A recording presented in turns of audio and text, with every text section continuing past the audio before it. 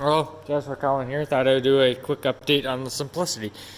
As you can see, it's on the jib crane. As you can see, the ass end is out of it. Here it is.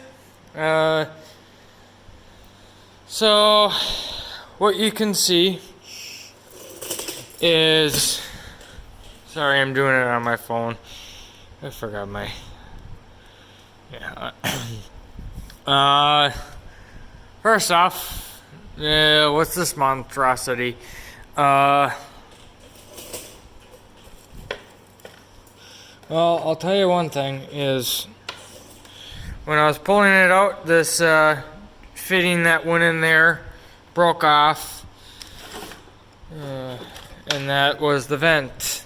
Oh, wherever the heck it went. I know it's in there, in this pile somewhere. So that broke off. So I had to find a replacement. Instead of trying to wait for one of these in, I went to the auto parts store.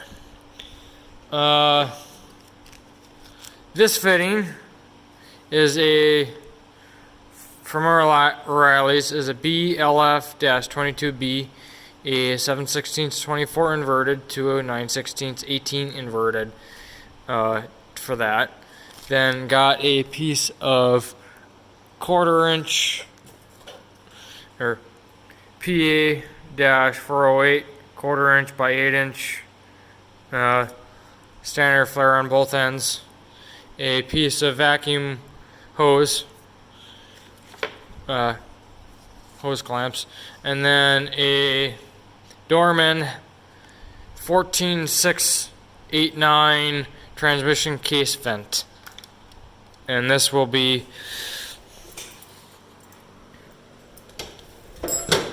going through that hole right next to the battery. Why it's up like this is I just changed the belt to that one from this one. As you can see, it's pretty nasty. What ended up happening was, the reason why this didn't want to go in reverse is one of these slide pins for the brake was stuck, pushed in. So some old WD-40, which is practically kerosene, and it freed up, and I washed out the brake. Problem with this transmission is, when I disengage this, I cannot pull it back. So I'm just gonna leave it. At least now it will run and drive forwards and reverse. There is a linkage on that I gotta tighten up because it's not quite right, and that's probably why that. Yeah, so I'm about ready to install this back into the tractor.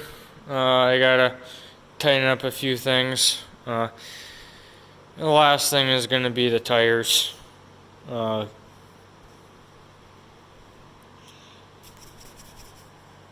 Yeah, I'm gonna definitely have to wash my hair. I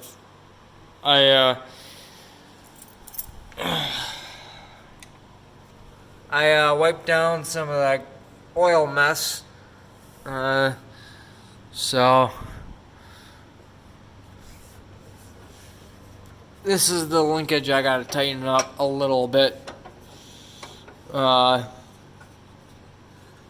this pin is.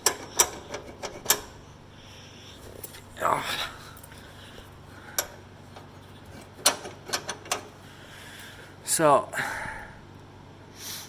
tighten that up a little bit. Or actually, I might be fine.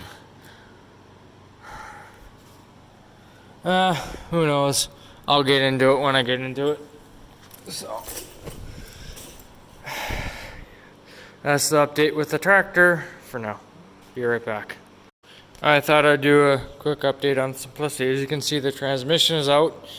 I got to do a neutral adjustment because I don't quite have much throw on the reverse. So not too bad. I followed the service manual for putting it in slightly. Not quite sure if the torsion bar is where it should be, but it's in there. I ended up pulling the broken fitting out of the carburetor. I know the engine runs. Here's the old drive belt as in the second picture. So that's the engine oil I put in there for, because you never know when I'll be running in the winter. So otherwise it's back together. After I get the fitting in, I have it on order. Yeah, that's it. So plastic piece broke off, so yeah. And this is what my vent is gonna sit like. I don't know if you can see that or not, but there's the brake line, goes into the rubber vacuum line, then the fitting is right up there. Plenty away from water. It's actually higher than the intake of the engine, but if need be, I can always trim that hose down. So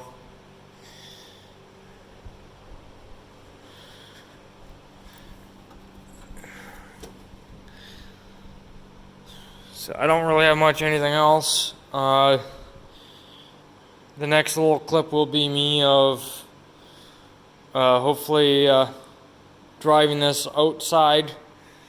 That'll be about a week. So be right back. Bye. I thought I'd do a update on the Simplicity. As you can see, it's off the rolling carts. Want to go for a test drive? So far, I have did a neutral adjustment and I adjusted the foot pedal.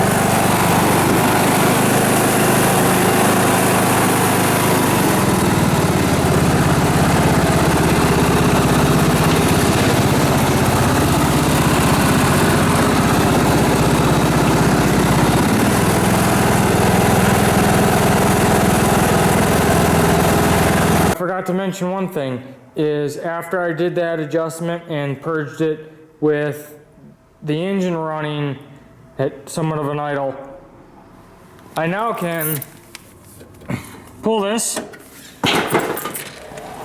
and now it freewheels. So yeah, so it's grumpy. It was grumpy until now.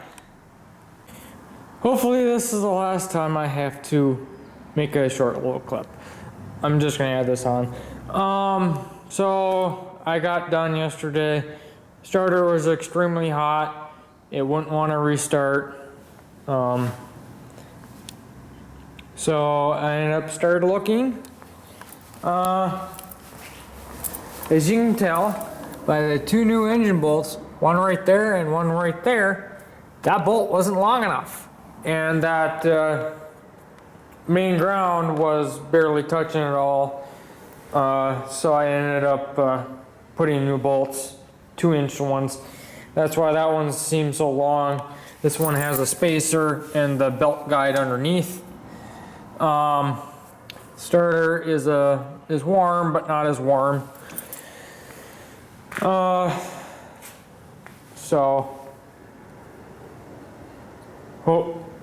Let's hope that solves the issue.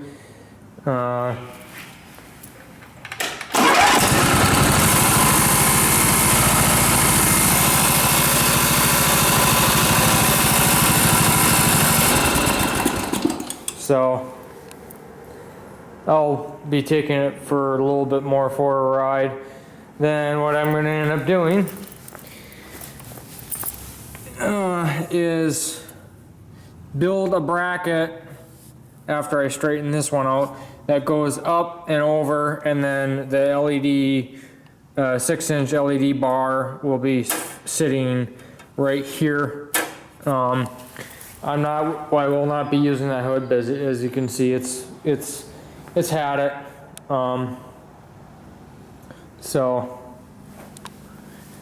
Yep, it ran drive, drove fine.